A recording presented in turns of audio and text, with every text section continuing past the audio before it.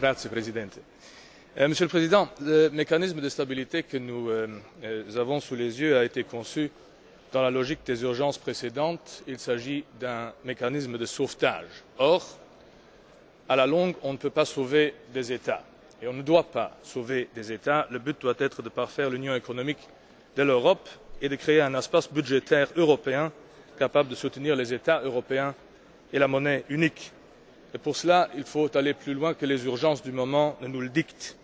Et il faut finalement que les institutions communautaires prennent la direction du mouvement et que nous cessions de dépendre des éternelles initiatives intergouvernementales à cet effet, qu'elles soient franco-allemandes ou viennent d'ailleurs. Pierre Werner, dont le plan peut être considéré comme la base fondamentale de l'euro, a inséré dans son œuvre la notion d'un centre de décision économique européen responsable devant le Parlement.